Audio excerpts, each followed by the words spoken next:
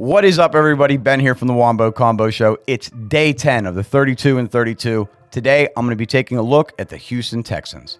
Taking a look at the Houston Texans, they did finish 10 and 7. They did make the playoffs. They did get a playoff win. However, having the 17th best offense and the 10th best defense, there are some improvements that can be made.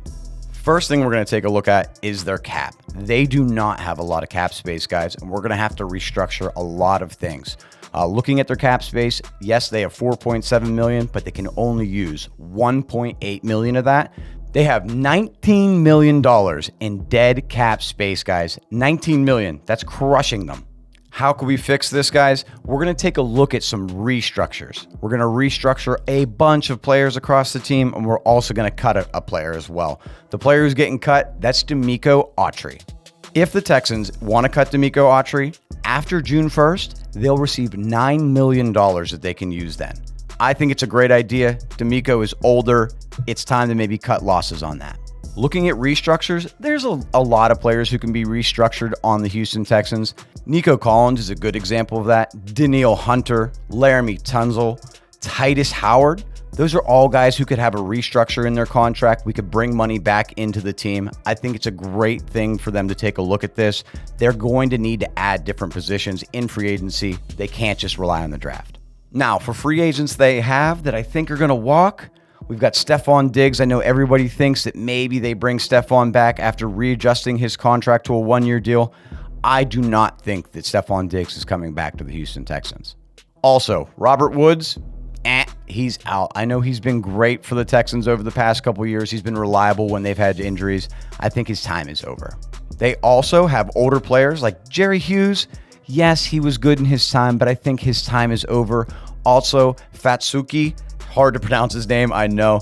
He's a defensive tackle. I think his time is done there. He's getting into his 30s. I think they'll move on at the defensive line positions and go with some new, fresh faces. Taking a look at some free agents that I think that the Texans might be able to pull off this offseason. First, I have Keenan Allen. Now, we're going to need to replace Stefon Diggs. Let's get a cheap option. It's going to be Keenan Allen. He's a reliable catcher.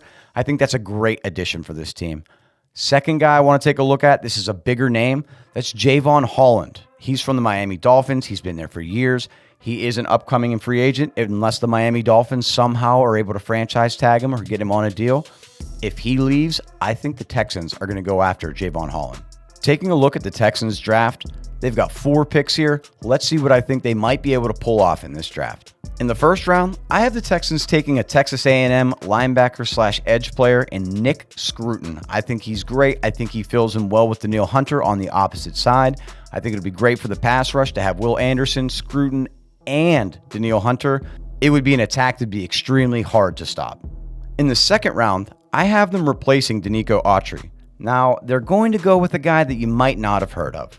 Omar Norman Lott. He's a Tennessee defensive interior lineman. I think he's going to be a good addition to the team. He'll fill in for Nico Collins. I think it's a great add. In the third round, we're going to take a look at some interior linemen. We're going to go with Tate Ratledge. That's going to fill a void that they're going to end up having here. The offensive line was not great this year, and we're going to fill him in. He comes from a great school. I think that Tate Ratledge could be an impact player for the Texans this season. So for the fourth round, the last pick I'll be covering, I'm going to go with Jaden Blue. Now, this is going to fill in behind Joe Mixon. We need another running back. Ogunbowale, the guy who was playing this year, he is going to be a free agent. I do see them potentially bringing him back, but bring in this Blue. He's the second fastest running back in the combine. I like that for a multitude of reasons, for the pass game, for giving Mixon some more time at a higher age to get him off of the field so he can be the best player he can be. With Jaden Blue going in the fourth round, that is going to conclude my draft class for the Texans. Let me know in the comments, guys, who you would take, what free agents you may want to bring in. Am I crazy for Stefon Diggs leaving? We'll see you on the next one. Until then, peace out.